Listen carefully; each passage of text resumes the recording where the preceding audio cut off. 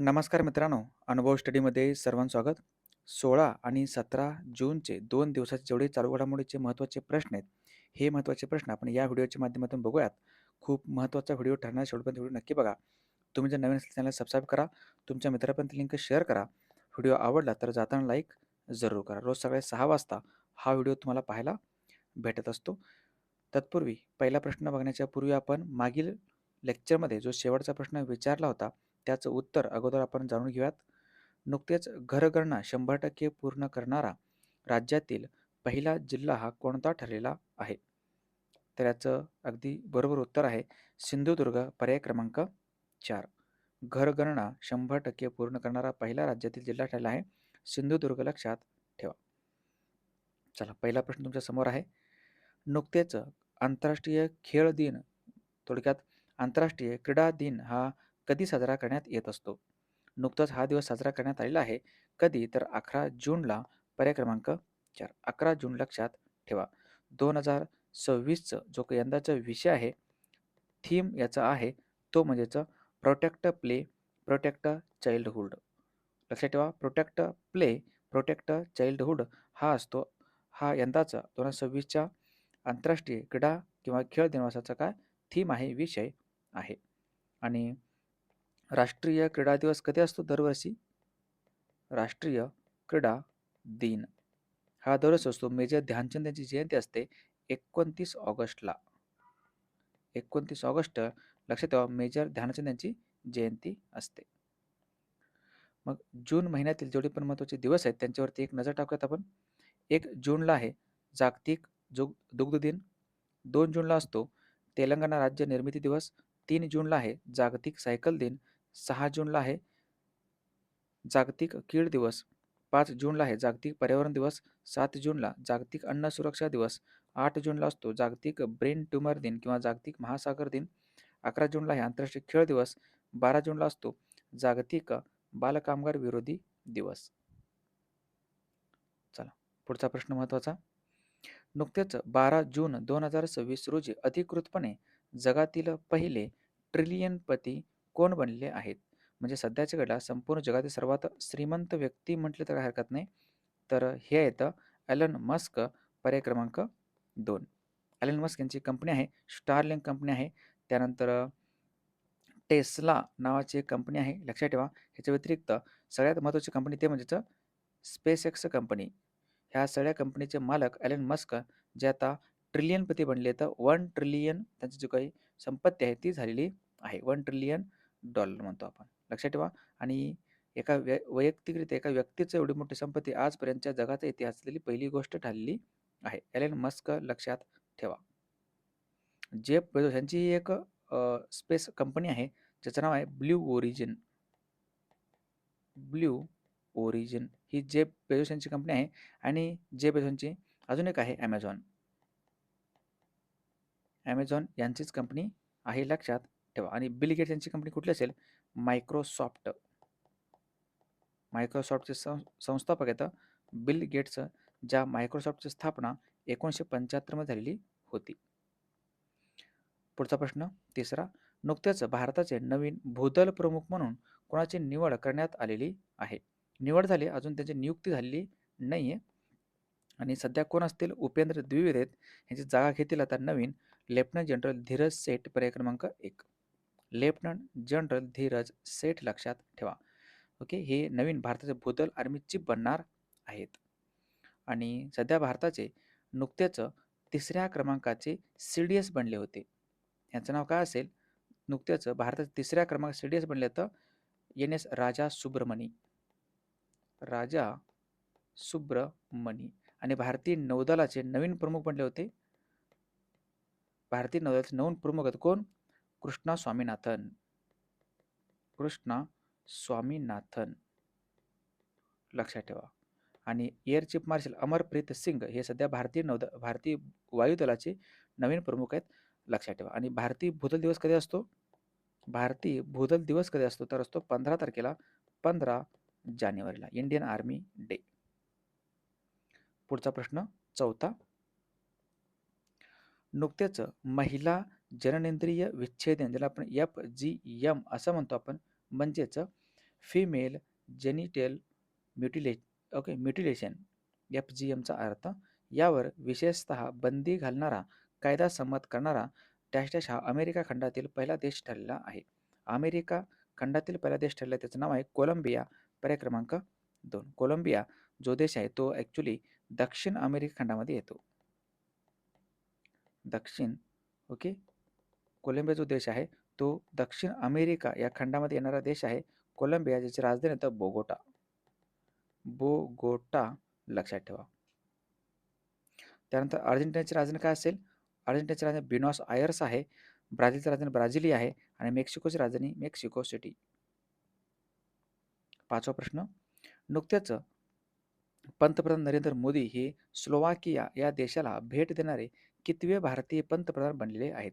Slovakia जो काही देश आहे तो नवीन देश बनल्यापासून आतापर्यंत एकही भारतीय पंतप्रधानांनी त्या देशामध्ये भेट दिलेली नव्हती. तर पहिले पंतप्रधान आहेत नरेंद्र मोदी. पर्याय क्रमांक 1. तर कमेंट बॉक्समध्ये तुम्हाला सांगायचं आहे स्लोवाकिया या देशाची राजधानी कोणती आहे? स्लोवाकियाची राजधानी काय आहे? कमेंट बॉक्समध्ये सांगायचं आहे. आणि स्लोवाकिया हा देश कुठे येतो? हा देश येतो कोणत्या खंडात आहे? तर तो आहे स्लोवाकिया नावाचा देश युरोप खंडामध्ये येतो. नरेंद्र मोदी हे भेट देणारे पहिले पंतप्रधान ठरलेत भारतीय. पुढचा 6वा प्रश्न. नुकत्याच इंडिया AI मिशनने परवडणाऱ्या किमतीत गुणवत्ता देण्याचा दावा करणारे डॅश डॅश हे स्वदेशी व्हिडिओ स्टोरी तयार करणारे AI मॉडेल लॉन्च केले. त्याचं नाव काय असेल? हे आहे वार्या. पर्याय क्रमांक 3. त्याचं नाव आहे वार्या जो टेक्स्ट पासून काय होणार आहे? ह्याचं व्हिडिओमध्ये रूपांतर करण्यात येणार आहे ह्याच्या माध्यमातून. वार्या अवतार आहे लक्षात ठेवा. आणि एक मिशन आहे कुठलं? इंडिया AI मिशन यांनी हे लॉन्च केलं आहे. AI मॉडेल आहे वार्या. पुढचा 7वा प्रश्न. नुकतेच दुबई आणि सिंगापूर या 2 देशांना निर्यात करण्यात आलेली तेजपूरची लिची ही कोणत्या राज्यातील GI टॅग प्राप्त फळ आहे?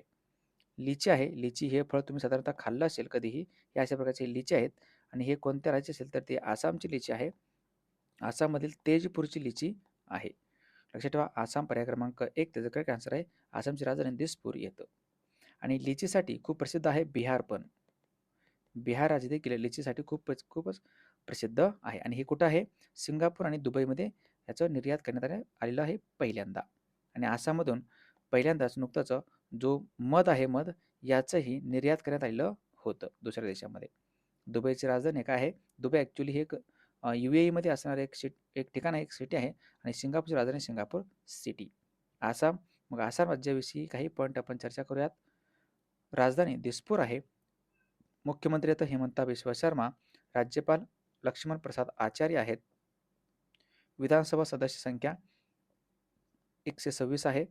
त्यानंतर लोकसभा सदस्य 14, राज्यसभा सदस्य 7, उच्च न्यायालय जे आहे ते गुवाहाटी या ठिकाणी आहे.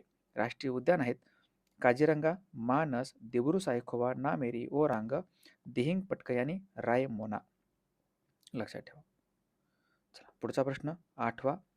दरवर्षी जागतिक पवन दिन ज्याला आपण वर्ल्ड विंड डे म्हणतो आपण ग्लोबल विंड डे म्हणजे पवन किंवा वारा दिवस हा कधी साजरा करण्यात येत असतो? हा दरवर्षी असतो 15 जूनला. पर्याय क्रमांक 3. 15 जून लक्षात ठेवा. आणि 2026चं यंदाचं भारत आहे ना भारत या भारतामध्ये हा जो काही दिवस आहे पवन दिवसाचं जो काही ठिकाण आहे याचं आयोजनाचं ठिकाण हे करण्यात आलं आहे कुठं? तर गोवा या ठिकाणी. आता यंदा जो काही परिषद पार पडणार आहे भारतामध्ये ओके जे परिषद आहे हे परिषद भारतामध्ये पार पडेल गोवा या ठिकाणी 2026चा सोहळा. आणि भारतासाठी याचा विषय काय असेल? थीम काय असेल याचा विषय? थीम भारतासाठी तर तो wind energy from ambition to acceleration. Wind energy from ambition to acceleration म्हणजेच काय? पवन ऊर्जा महत्त्वाकांक्षेपासून गतीपर्यंत ह्याचं थीम आहे ग्लोबल विंडचं. 15 जून रोजी दरवर्षी आयोजन करण्यात येत असतो. लक्षात ठेवा. ग्लोबल विंड एनर्जी काउन्सिल आणि विंड युरोप यांच्याद्वारे हा जागतिक स्तरावरती एक निर्माण आपण साजरा करत असतो. लक्षात ठेवा. मग मग भारताविषयी जे काही अधिकचे पॉईंट आहे त्यांच्यावरती आता चर्चा करूयात आपण. स्थापित पवन ऊर्जा क्षमतेमध्ये भारताचा संपूर्ण जागतिक स्तरावरती 4था क्रमांक लागतो स्थापित ऊर्जा क्षमतेनुसार. ओके बाकी सगळे पॉईंट त्या ठिकाणी तुम्ही वाचून घेऊ शकता. आणि भारताने 2025-26 मध्ये 6.5 गिगावॅटची आत्तापर्यंतची सर्वाधिक वार्षिक पवन ऊर्जा क्षमता देखील जी आहे ती नोंदवण्यात आलेली आहे. पवन चक्की उत्पादन क्षमता 2014 मधील 10 गिगावॅटवरून मार्च 2026 पर्यंत 24 गिगावॅटपर्यंत वाढलेली आहे आणि या क्षेत्राने प्रमुख 70 ते 80% स्वदेशीकरण झालेलं आहे. आणि आणखी एक महत्त्वाचं पॉईंट, भारताची अंदाजित एकूण पवन ऊर्जा जी क्षमता आहे ते जमिनीपासून 120 मीटर उंचीवर असणारं जे काही पवन फार्म आहेत ह्याच्यानुसार 655.5 गिगावॅट आहे आणि 150 मीटरपेक्षा अधिक उंचीवर असणाऱ्या 1163.9 गिगावॅट एवढं आहे स्थापित क्षमता. सगळ्यात महत्त्वाचं अंदाजित ओके जे काय पवन ऊर्जेची बहुतांश क्षमता आहे 8 उच्च संसाधन असलेल्या राज्यांमध्ये पहिला क्रमांक राजस्थानचा लागतो, दुसरा गुजरात आहे, तिसरा महाराष्ट्र आहे, चौथा कर्नाटक आहे. सगळे पॉईंट तुम्ही वाचून घेऊ शकता. आणखी लास्ट पॉईंट, भारताचा विशाल पवन ऊर्जा जो काही स्रोत साठा आहे तो 2030 पर्यंत 100 गिगावॅटपर्यंत नेण्याचं सरकारचं लक्ष आहे. 2036 पर्यंत 156 गिगावॅट पवन ऊर्जा क्षमता साध्य करण्याचं भारत सरकारचं टार्गेट आहे, लक्ष आहे. चला पुढचा प्रश्न. नुकतेच रशिया ग्रँड सँड मास्टर 2026 जिंकणारे पहिले भारतीय कोण बनलेत? अत्यंत महत्त्वाचं क्वेश्चन आहे आणि हे प्रसिद्ध वाळूचे शिल्पकार आहेत. त्याचं नाव सुदर्शन पटनाईक, पर्याय क्रमांक 1. जे कोणत्या राज्यातील आहेत तर ते आता ओडिसाचे. सुदर्शन पटनाईक लक्षात ठेवा आणि हेच व्यक्तिमत्व जो काही जनगणना आहे या जनगणनेचे जे काही जनगणना आहे 2026-27 जी जनगणना आहे यासाठी हेच ब्रँड अँबॅसेडर देखील आहेत, लक्षात ठेवा. 2026-27 जनगणनेसाठी ब्रँड अँबॅसेडर कोण असतील, राजदूत कोण असतील तर ते येतं Sudarshan Pattnaik. Grand sand master cup त्यांना नुकतंच देण्यात आलेलं आहे आणि रशियाची राजधानी काय असेल, मॉस्को आहे. पुढचा प्रश्न 10वा.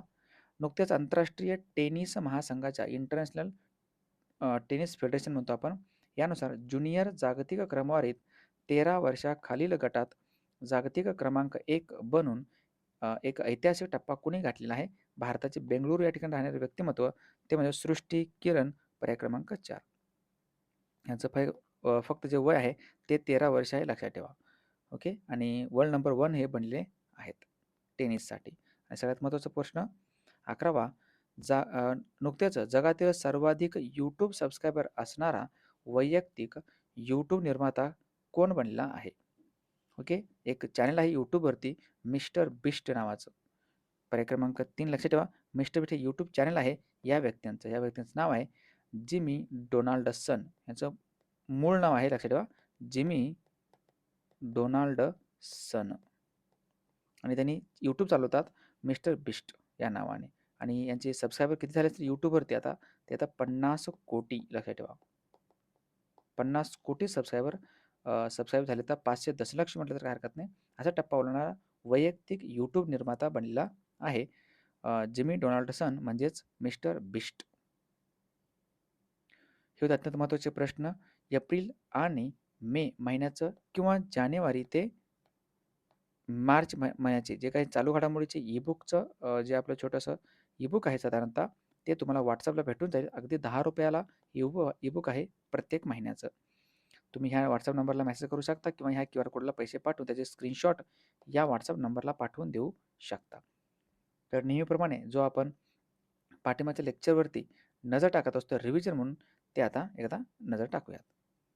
नुकतेच एअर इंडियाने भारताच्या नवीन हब अँड स्पोक मॉडेल अंतर्गत इझी कनेक्ट विमानसेवेसाठी निवडले गेलेले पहिले शहर कोणते आहे?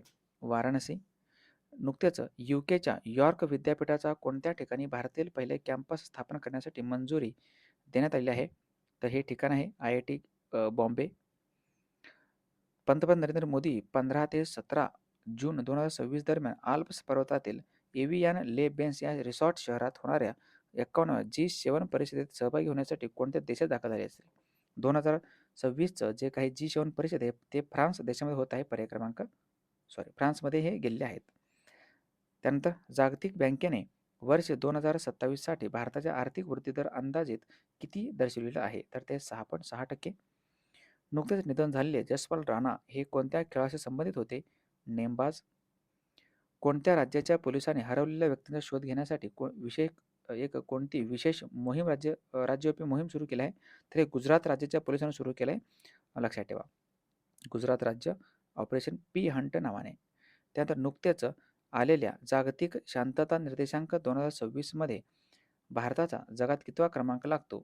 हा आहे 27वा क्रमांक, 127वा क्रमांक, 127 वर्ल्ड पीस इंडेक्स. मेटा आणि रिलायन्स इंडस्ट्रीज कोणत्या ठिकाणी भारतातील पहिले मोठे AI सक्षम डेटा सेंटर उभारण्यासाठी भागीदारी करत आहेत? तर ते आहे जामनगर, गुजरात. दरवर्षी जागतिक रक्तदान दिन हा कधी साजरा करण्यात येत असतो? जागतिक रक्तदान दिन कधी असतो दरवर्षी? तर तो असतो 14 जूनला, 14 जून.